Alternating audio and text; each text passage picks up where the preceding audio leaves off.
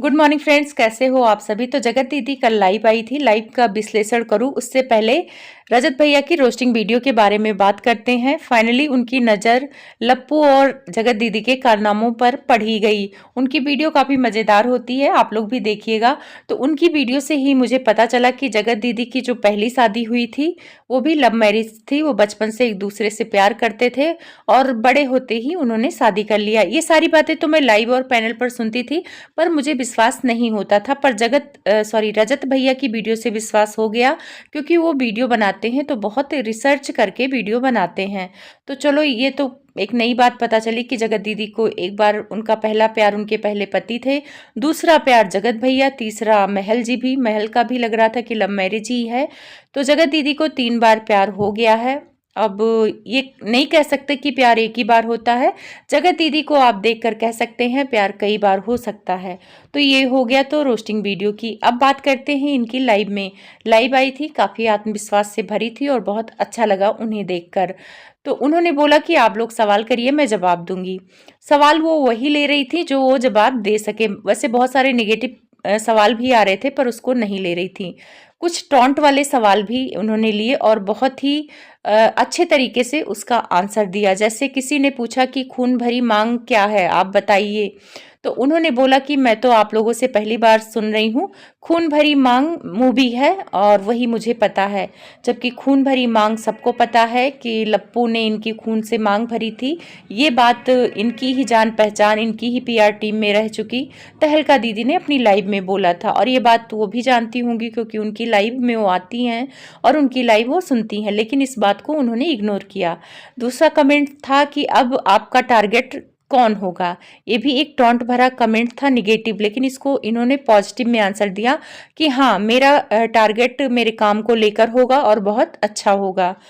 चौथी बात इन्होंने की कि मैं अब किसी के चीज़ पे ध्यान नहीं दूंगी और मैं कोई भी काम करती हूँ तो किसी के सामने निगेटिव चीज़ें नहीं बोलती हूँ। तो मैं भी चाहती हूँ कि सामने वाला भी निगेटिव चीज़ें ना लाए, और मैं अगर कोई निगेटिव चीज़ लाता है तो मैं चुप हो जाती हूँ।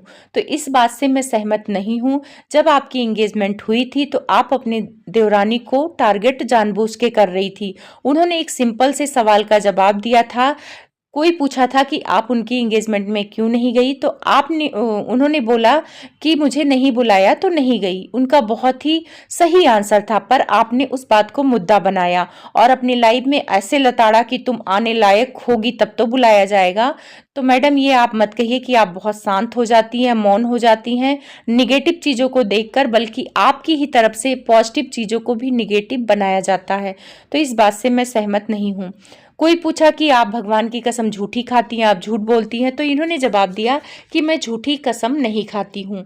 तो इस बात से मैं सहमत हूँ कि आप झूठी कसम नहीं खाती हैं, लेकिन आप अपनी बेटी की कसम झूठी खाती हैं। ये बात साबित हुई है, आपने कसम खाया। दरक फैमिली ने भी बोला कि आप बेटी की ही कसम खा के बोली थी कि मैं बात नहीं करती हूँ। और आपकी मम्मी ने जब कहा था कि आओ भगवान का कसम खा लो और बोल दो कि भाई जगत भैया से मैं बात नहीं करती हूँ, तो उस टाइम पे भी आप लाइव थी। तो आपने कहा कि मैं भगवान की कसम नहीं खाऊंगी, मैं बेटी की कसम खा लेती हूँ। तो आप बेटी को टारगेट कर लेती हैं, बेटी की कसम आप खाती हैं और झूठ के सहारे को सच साबित करने के लिए आप बेटी का सहारा लेती हैं। तो आप ये मत बोले कि आप झूठ नहीं बोलती हैं। इन्होंने एक बात बोला था लाइव में, मैं झूठ तो बोलती ही नहीं हूँ। तो अगर आप झूठ नहीं बोलती तो आप भाई बहन वाला रिश्ता झूठ ही तो बताया था पब्लिक को। तो इस बात से मैं सहमत नहीं हूँ। ये महल को लेकर कुछ लोगों ने सवाल किया कि महल ने आपसे एंगेजमेंट फेमस होने के लिए किया। तो इन्होंने बहुत दबे जबान में ये आंसर दिया कि नहीं, ऐसा कुछ नहीं है, इस बात का मैं जवाब नहीं दे सकती हूँ और जहाँ तक है ऐसा कुछ नहीं है। तो इससे साफ पता चलता है कि अभी महल से इनकी एंगेजमेंट या शादी होने के कुछ 50-50% चांस है, क्योंकि इन्होंने ये भी जवाब दिया। कुछ लोगों ने पूछा कि आपने जो एंगेजमेंट की रिंग थी क्या वापस कर दी या सामान वापस कर दिया महल का। तो इन्होंने कहा मैंने वापस नहीं किया है और मैं नहीं करूँगी, क्योंकि मेरी तरफ से भी उतना ही सामान महल को दिया गया था। तो जब बराबरी में दिया गया था तो ना उन्होंने मेरा वापस किया ना हम लोगों ने वापस किया है। तो और एक दो लोग से पूछ रहे थे कि आपकी शादी कब होगी। तो इन्होंने बोला कि शादी का मुझे पता नहीं, लेकिन जब होगी तो आप लोग को बताया जाएगा।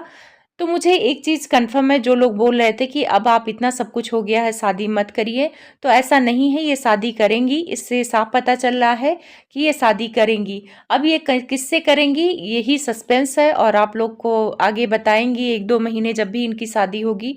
कुछ लोग अभी भी अनुमान लगा रहे हैं कि महल से ही शादी होगी, क्योंकि इंगेजमेंट रिंग इन लोगों ने एक दूसरे को वापस नहीं की है।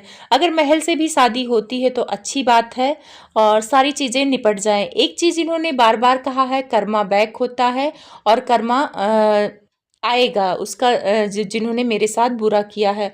तो कुछ लोग सोच रहे थे कि तहलका के लिए बोल रही हैं कर्मा, लेकिन नहीं, तहलका ने काफ़ी साथ दिया है इनका। हाँ, बीच में थोड़ा-सा इनके विपरीत हो गई थी, लेकिन मुझे ज़्यादातर लग रहा है कि कर्मा वो जगत भैया या जगत भाभी को बोल रही हैं कि उनका भी कर्मा आएगा, क्योंकि इनकी तो इज्जत गई है। और एक चीज़ लाइव में इन्होंने बोला है, उस बात से मैं भी सहमत हूँ कि इस पूरी कंट्रोवर्सी में सबसे नुकसान ज़्यादा इन्हीं का हुआ है। इन्होंने उस लाइव में कहा, तो हाँ, इनका ही ज़्यादा नुकसान हुआ है। लप्पू ने इनकी इज्जत उछाली और अभी वो मियाँ बीबी साथ रह के खुशी से एंजॉय कर रहे हैं, ब्लॉग बना रहे हैं और सारी गालियाँ जगत दीदी को ही पड़ रही हैं। तो इस बात से मैं सहमत हूँ कि हाँ, इनका बहुत ज़्यादा नुकसान हुआ, इनकी एंगेजमेंट टूटी, इनकी पूरे समाज में थू-थू हुई और बहुत ही हिम्मत वाली थी जो उठ के खड़ी हुई। इनकी जगह कोई दूसरी औरत या लड़की होती तो उठ भी नहीं पाती। एक बात इन्होंने बोला है कि मैं कुछ लोगों ने सवाल किया कि आप डांस वीडियो बनाइए, आप डांस वीडियो नहीं बना रही हैं।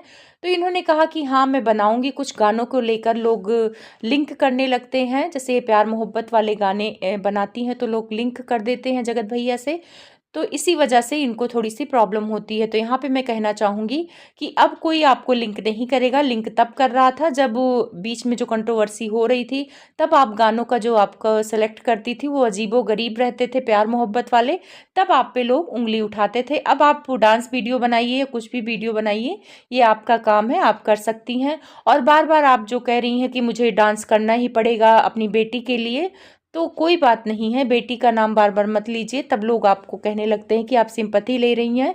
क्योंकि पहले आप कुछ भी कहती थी तो आप अपने पति का नाम लेती थी, बोलती थी कि जो कुछ भी कर रही हूँ मैं अपने पति की खुशियों के लिए कर रही हूँ, उनके सपने पूरे करने के लिए कर रही हूँ। लेकिन ये 2-3 महीने से आपने अपने पति का कहीं भी नाम नहीं लिया है और ये बात का दुःख मुझे भी है कि कम से कम चाहे जो कुछ भी हुआ है, आपको अपने पति का नाम लेना चाहिए। आपको ऐसे बदलना नहीं चाहिए। कंट्रोवर्सी अपनी जगह है, लेकिन जो आपने अपनी इमेज लोगों के सामने बनाई थी, आप अपने पति की इज्जत करती थी, आप अपने मरे हुए पति की इस दुनिया में ना रहने पर उसके यादों के सहारे जीने की बात करती थी। इस बात पे आप नहीं खरी उतरी, कोई बात नहीं, लेकिन आप अपने पति को इज्जत और मान-सम्मान दे सकती हैं, क्योंकि वो आपके बेटी के पापा हैं। और रही बात अपनी बेटी के लिए, तो अपनी बेटी के लिए हर कोई करता है, हर माँ-बाप करते हैं, तो आप कोई अनोखी औरत नहीं हैं और आपको भी करना चाहिए। तो बार-बार कहने से कुछ नहीं होता है। अगर आप कोई भी काम करती हैं तो अपनी बेटी के लिए ही करेंगी। वीडियो कैसी लगी आप लोग ज़रूर बताना।